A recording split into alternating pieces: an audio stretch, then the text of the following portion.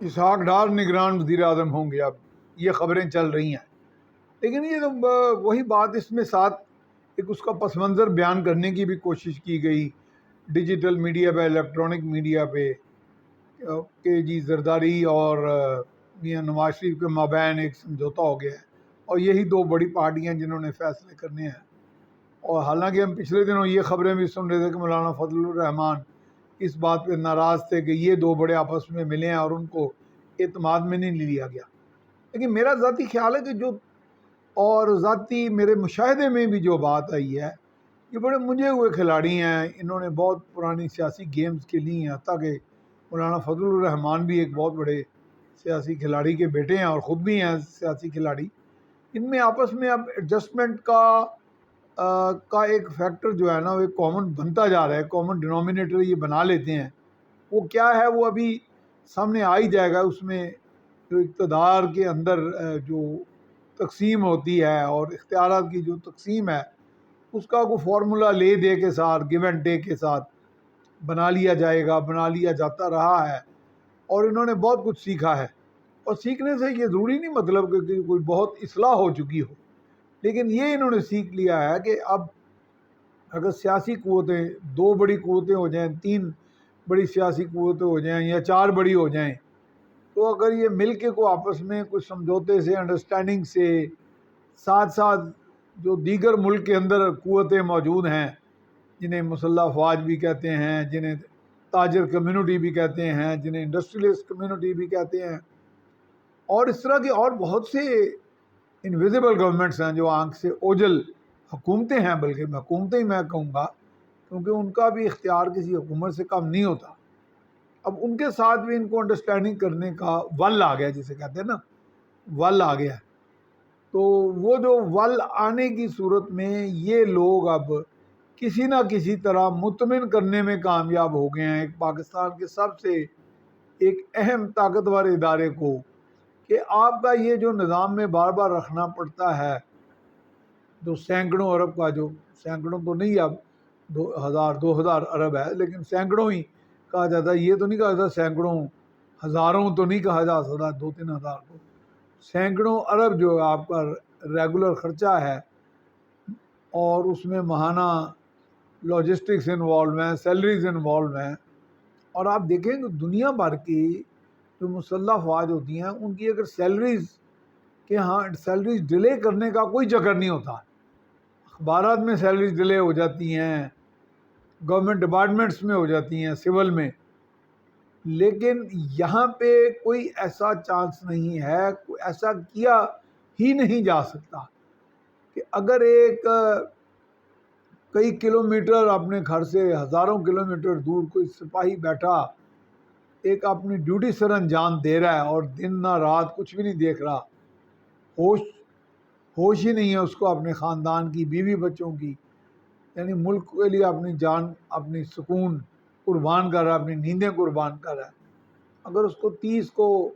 31 کو یا پہلی کو تنخواہ نہ ملے، وہ جو اتنی زیادہ بھی نہیں ہوتی، تو پھر یعنی کہ وہ کس طرح موٹیویٹ ہوگا؟ وہ تو ڈی موٹیویٹ ہو جائے گا۔ اور تمام ادارے جتنے بھی ہیں، چاہے وہ نجی شعبے میں ہو، سول شعبے میں ہو، پبلک سیکٹر میں ہو، اور بالخصوص مسلح افواج،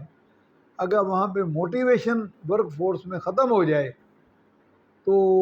بالکل ڈاؤن ہو جاتا ہے آؤٹ پٹ، پرفارمنس، کارکردگی اور صلاحیت میں بھی فرق پڑ جاتا ہے، کمپرومائز ہو جاتی ہے، سکسیس، کامیابی اور دور ہو جاتی ہے۔ تو اسحاق ڈار کے بارے میں یہ جو بات آئی ہے سامنے، اس میں کہا یہ جا رہا ہے کہ وہ تمام انویزیبل گورنمنٹ جتنی بھی میں نے گنائی ہیں، ان کے ہاں یہ اطمینان پایا جاتا ہے کہ کسی نہ کسی طرح اسحاق ڈار کی بین الاقوامی سطح پہ، بین الاقوامی مالیاتی ادارے یا ان کے پیچھے جو قوتیں موجود ہیں، سفارتی سسٹمز جو ہیں، اور ان کے پیچھے مزید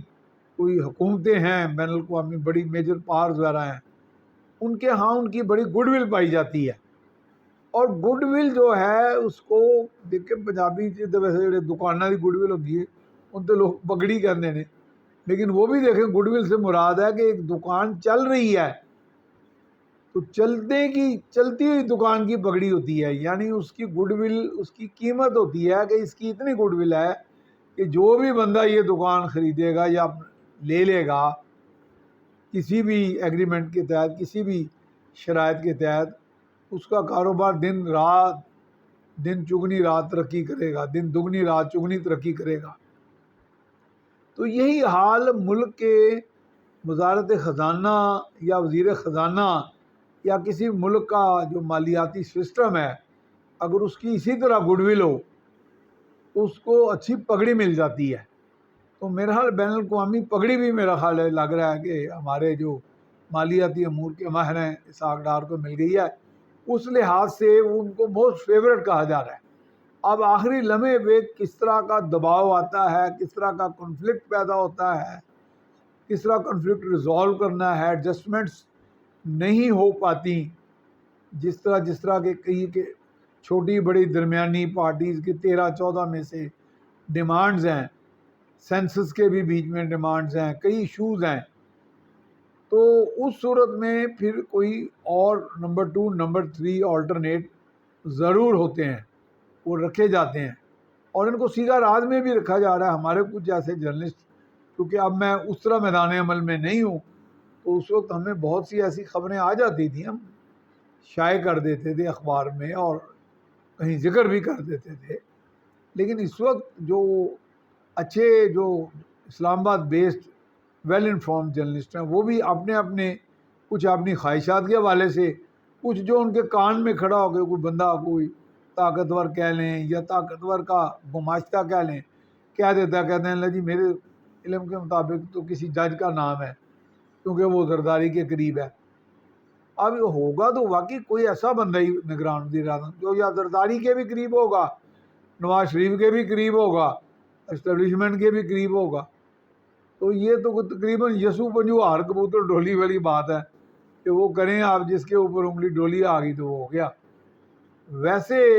مالیاتی طور پہ چونکہ ملک کا زیادہ بڑی گڑبڑ مالیاتی ہی ہے، اس لیے کئی لوگ کہتے ہیں کہ زیادہ تر سٹیک ہولڈرز کی اکثریت کی نظریں اسحاق ڈار کی طرف سے ہیں کہ بطور نگران وزیر اعظم آگے وہ جو ایک تسلسل، جو ایک اب تھوڑی کامیابیاں ڈیفالٹ سے نکلنے کی صورت میں ملی ہیں، مہنگائی ختم ہونے کی صورت میں نہیں میں کہہ رہا، تو ان کو کنسولیڈیٹ کرنے کی پوزیشن میں ہیں وہ۔ تو فوج میں بھی کہا جاتا ہے، مالیاتی سسٹم میں بھی کہا جاتا ہے، سول سروسز میں بھی کہا جاتا ہے، فلاسفی میں ہم اپنے کالموں میں بھی لکھتے ہیں، کنسولیڈیشن آف گینز بڑی اہم چیز ہے کہ آپ نے ایک چیز گین کی، حاصل کی، اس کو مستحکم کرنا ہے، کنسولیڈیٹ کرنا ہے، اس میں ایک تسلسل کا ایلیمنٹ بھی شامل کرنا ہے، وہ امپورٹنٹ ہے۔ تو کنسولیڈیشن آف گینز جو ہمیں حاصل ہیں اور اس میں فردر گینز کا جو ہے پلان جو ہے، اس میں اسحاق ڈار مکمل فٹ آتے ہیں۔ اب ان کی ذاتیات کے حوالے سے جو لوگ ان کو کوئی ڈالر کہتا رہا، کوئی کچھ کہتا رہا، کوئی کچھ کہتا رہا، وہ میرے خیال ہماری ویسے ہی ایک گراوٹ ہے اخلاقی۔ میں بہت سے میرے دوست، میرے کولیگ جو ہیں وہ بڑے گرم مزاج ہیں اور بڑے آرام سے کہتے ہیں وہ بڑا گھٹیا آدمی ہے، وہ پی ٹی آئی کا جو فلانا منسٹر ہے وہ بڑا گرا ہوا ہے، وہ فلاں ہے، اس طرح کا کوئی کسی اور کے بارے میں کہہ دیتا ہے، کوئی اور تو پتہ نہیں، مجھے یہ نہیں سمجھ آتی۔ حالانکہ میں لاہوریہ ہوں اور لاہور میں ہم نے گالی گلوچ بڑی ماں بہن کی بھی نکالتے رہے اپنے وقت میں، اور اب بھی شاید بعض